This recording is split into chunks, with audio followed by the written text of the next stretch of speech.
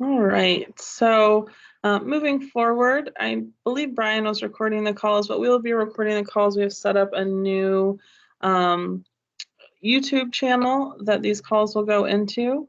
So if you're unable to make the call or you want to share the information that we talk about with staff, you'll be able to send around a link to the YouTube channel that we'll be using. Also, we're going to be sending out follow-up emails after each call. So the YouTube link to the recording for that week will be in that. It'll be in the follow-up emails that go out.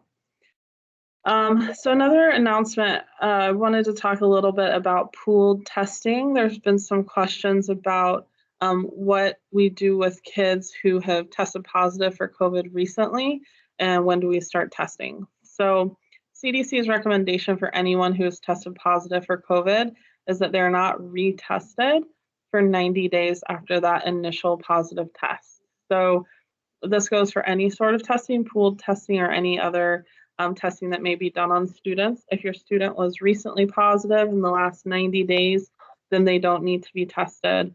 And the reason for that is there can still be viral shedding, even if they aren't contagious, and those tests could be showing up as positives, even if they're not actively infectious. For the line list, we just made some updates to our reporting system. So for the line list, please do not edit or change any of the columns or rows. All of the information from all of the line lists is aggregated together. And this relies on there not being any changes across the template that we sent out. So please use that, the line list that we do have. Please don't make any changes to it. We do have a new graphic. I know there's a lot of questions about what to do with quarantine, whether somebody was masked or not masked, vaccinated or not vaccinated. And we do have a new image to show you. Jen, I don't know if you would be able to pull that up and share your screen, but we'll also include it in the follow-up email today. So that will have English and Spanish version that can be used online, so social media or other internet on your website or whatever. And then we also have a PDF version that is, you can print it. So it's a great little graphic, and so we'll include that for you in the follow-up email. And if I can pull it up, then I will show it to you before the end of the call today as well. So let's see. So I just wanted to make an announcement about the vaccine clinics at schools. So I know that there's been some frustration. We did send an email out earlier this week. Just we're trying to get a new process all settled and make sure that all parties have the same information, including schools, our vaccinators, the health department. But one of the things I did want to express to you guys is that when a window of time is booked for a clinic, so if that's from like noon to 4 or whatever that window of time is, we'll need the facility and the staff beyond that window. That window of time, if that's what's advertised, we intend to vaccinate from 12 to 4. We don't want to be turning a bunch of people away to be done at 4. We need your staff and your facility to be available beyond just that time window. So if you have limited facility and staff availability, then we may need to shorten that time window for actually vaccinating. And we just want to ensure that anybody who shows up during the advertised time can get in line to get vaccinated. So we do have some test kits that are expiring. So Erica, if you want to hop in and discuss the test kits. Are you on, Erica Spence? Yeah, I'm here. Hi. Perfect. Yeah, if you want to just give some information about test kits and what the schools need to do, that would be great. Sure. I put a message in the chat, and I'll paste it again. It kind of goes into details on how to order more kits, how expiration dates are working. which tests are used for what, but most of the tests that you guys have will be expiring within the next week to 2 weeks. There are some that expire towards the end of December, but at the moment we do have enough that every school should be able to continue COVID testing through the end of the year to break. And once everybody's back from break, if there are some schools that go through break, we can support you through that time as well. We're waiting for the state to deliver our order, which will get us started with the next calendar year. But we are absolutely still able to support testing at schools at this time. We still have bunches of tests. So I just want to make sure that everybody is sitting happy and comfortable with the testing continuing as it is at the moment. I really appreciate your guys' patience with us as all of the dates kind of continue to come around. I know it's inconvenient to pick up tests, that expire in 2 to 3 weeks. It's kind of a pain, but I really appreciate your guys' working with us. The warehouse with deliveries has been very short-staffed, and we just really appreciate your patience. My email I'll put in here as well, so that any testing questions can come to me. Thanks, guys. Perfect. Thank you so much, Erica. And Jen did just put this in the chat, but I want to go ahead and share my screen so I can share this graphic with you. Kate, can I interrupt real quick? Yeah, go ahead. So for Erica, so we should continue using those even past the expiration date until new ones come out? Or we to get rid of those at the end of the year? No, so any tests that have already expired, don't use those. They can't be counted as reliable tests. We can supply tests to you that are not expired that you can use through the end of the year. The orders, if any orders are placed through before 4:30 tomorrow afternoon, your order will be ready for pickup by 1:30 on Monday the 6th. Okay. So I know a bunch of tests are expiring on the 7th. If you request an order at that link that's in the message that I sent by 4:30 tomorrow, you will have tests for the rest of the school year. Okay, and then one more question, Erica. So I did put an order and they're ready this week. Are those ones that are the newer ones or those expired ones? You will not receive any expired tests from the county. The earliest date we're giving out right now is the 17th. Of December. And then those will take us all the way to the end. Okay, got it. Okay, thank you, Erica. Mm-hmm. All right, perfect. So I just want to be able to walk you through this graphic. Can you guys see this? Hang on. 1 second. All right, here is the graphic. This is the new graphic that we've created to help with exposure and quarantine and masking and all of that. So this person over here represents the person who tests positive. And then several different situations, 3-foot quarantine or 3-foot distance, 6-foot different distance, fully vaccinated. If they're masked, if they're unmasked, if everyone's unmasked. So we have this for you with some explanations and definitions down here at the bottom in both English and then also in Spanish. So this is the PDF version. And then we also have the online graphics. So we will provide you with both in our follow-up email today. So I just want to share that with you. So are we confirming if it's staff, students, or both? So this should apply to both. All right. So I believe that is all of my announcements today. I know there has been some question about Omicron here in Arizona or in Pima County. So we do have a relationship with a lab in Arizona that is doing viral sequencing on a small percentage of the positive tests that we get in Pima County to kind of monitor and do some surveillance for different variants. So currently, in Pima County, we don't, or in Arizona in general, we don't know of any Omicron presence here. That doesn't mean it's not possible, but we don't feel like it's likely at this time. Currently, nearly 100% of the tests that are done here in Pima County continue to be the Delta variant. So we will continue to monitor that, but just an update for Pima County, we continue to be Delta, and so that's why we are pushing vaccination right now, is that we know that the vaccines we have do protect against the variant that is common here in Pima County.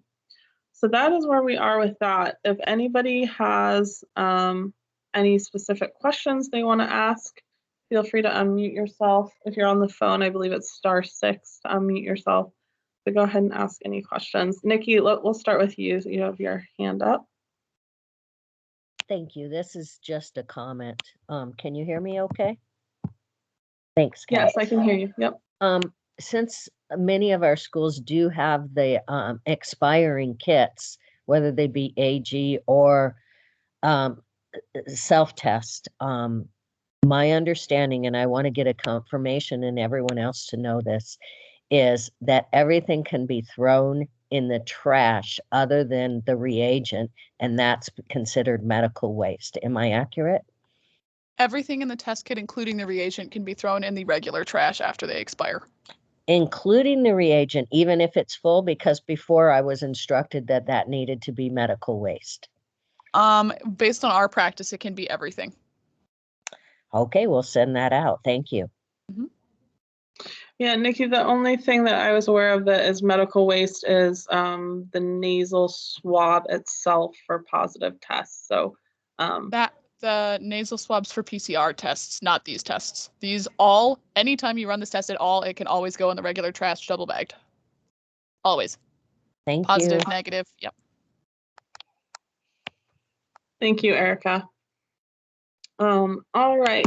I think we have somebody else. I have a question. So students that are just 17 and have had the second dose, do you recommend the booster for them? I'm having parents ask that because of Omicron. So my understanding is that currently the booster is not for anyone over or under 18. They, at the federal level, are considering changing that for 16 and 17-year-olds, but currently it's just for people over 18. Thank you. Could you clarify about when to do the booster? I realize you need to wait 6 months post Pfizer, 2 months post J&J, but how long, if any, wait time do you have post infection? Shouldn't you get it done immediately post infection, the booster? Yeah, so any COVID vaccine can be given immediately post-infection. There's not a waiting time after an infection. You're correct that for after a Johnson & Johnson initial dose, you wait 2 months, and then you can get any vaccine for a booster. For Pfizer or Moderna initial dose, you wait 6 months, and then you can get any vaccine as a booster. And post-infection, as long as you're done with the 10-day isolation period, then you are able to get any either first, second, or booster doses, just as long as you're not in your 10-day isolation period. And that's actually mostly to keep the vaccinator themselves safe and reduce the amount of exposure that they have. So yes, after infection, there's not a specific waiting period. All right. Anybody else want to unmute and ask any questions? I know we have some in the chat. I tried to put one in the chat, but I got it in a little late, and I see the comment that that is correct, Joanna. They will likely still test positive, but would not be infectious or contagious. I didn't see what the question was or hear what the question was. Yeah, we were talking about for pool testing, and just whenever a student or a staff member has had COVID, they shouldn't be tested again for 90 days after their initial positive test, because they can continue showing positive even though they're not contagious or infectious. All right, let me go to the chat. All right. with winter break coming.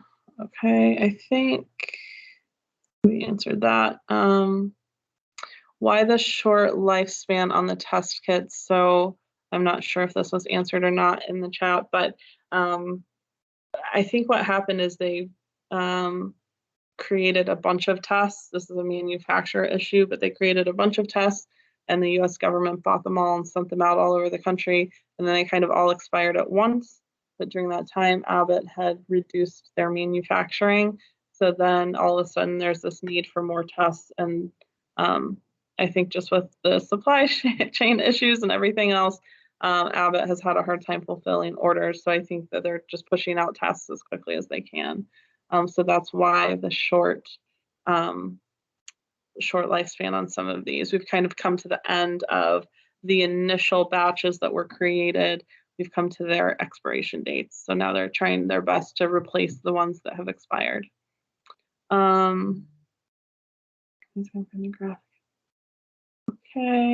Let me see. Second postcode infection one should someone get their booster. Okay, we just talked about that.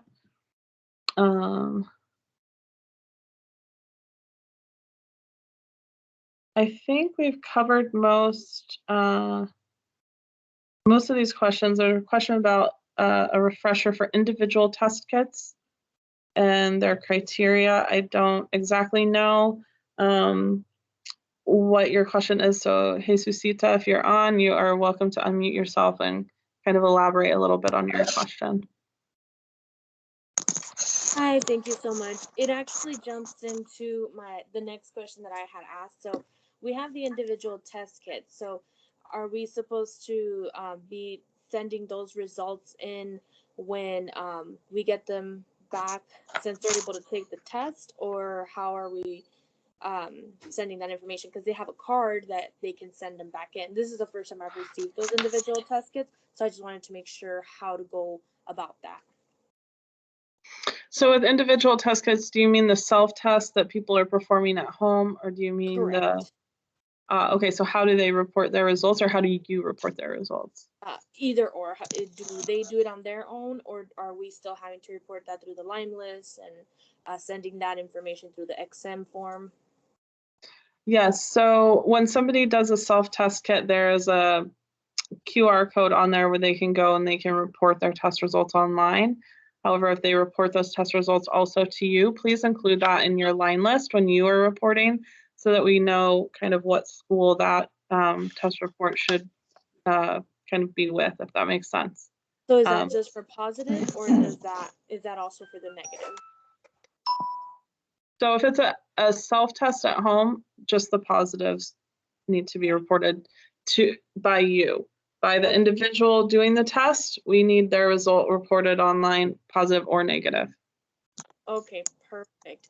And then, so that actually jumped into the next question that I had asked regarding the AZDHS release guidance, where there's that short intercept that it says following options to shorten quarantine are acceptable alternatives if the conditions above are met for shortened quarantine, which is quarantine can end on day 11 without testing and if no symptoms have been reported during daily monitoring. And then the second option is quarantine can end as early as day 8 if specimen tests negative for PCR or antigen and no symptoms.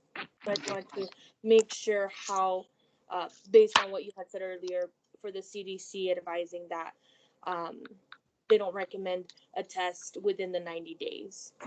Yeah, so this is very confusing, I understand, but the language here is important. So this quarantine guidance, quarantine is for people who were close contacts or have been exposed. That's quarantine. Isolation is for people who tested positive, and isolation is always 10 days. You can't test and get out of isolation early.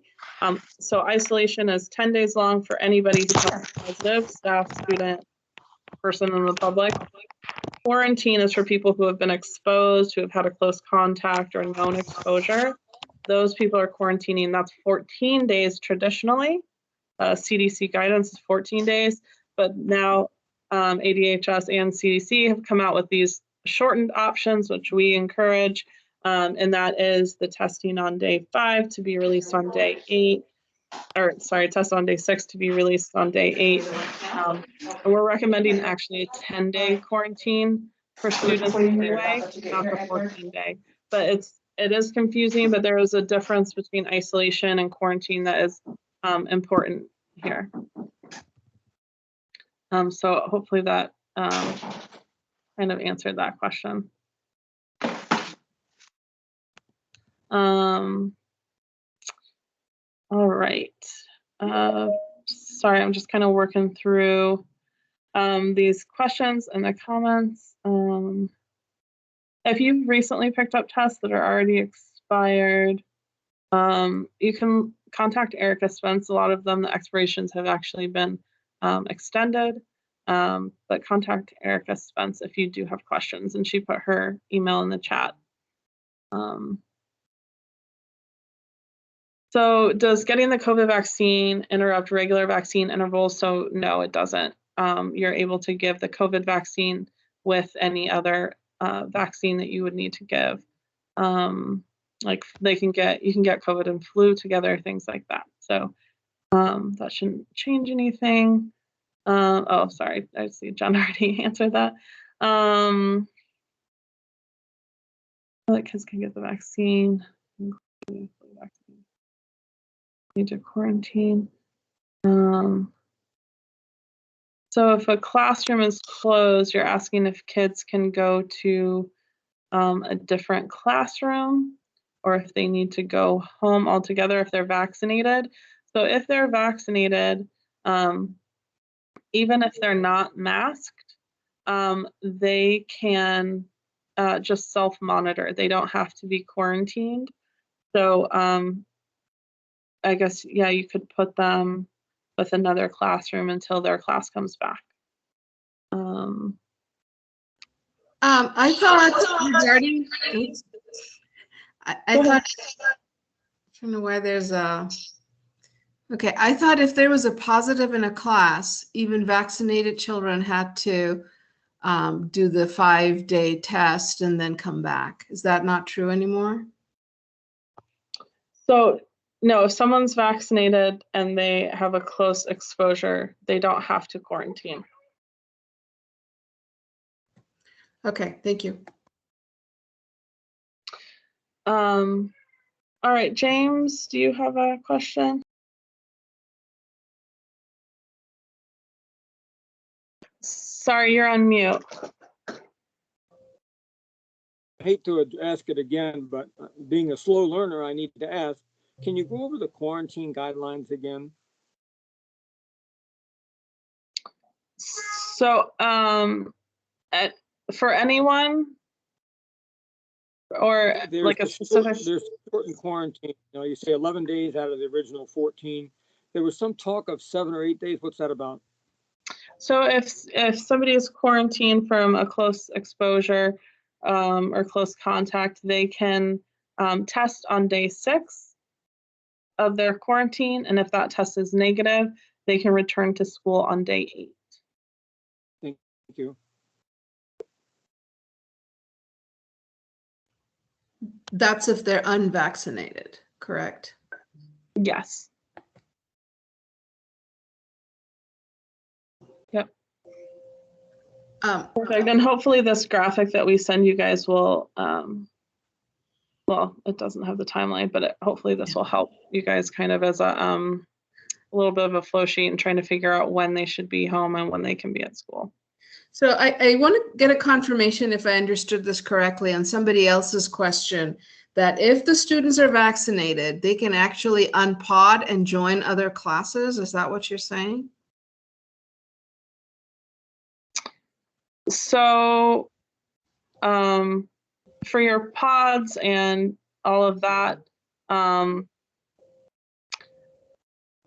it's definitely a risk, but for vaccinated children in general, whether they're masked or unmasked, if somebody is fully vaccinated and they were exposed, they do not have to quarantine.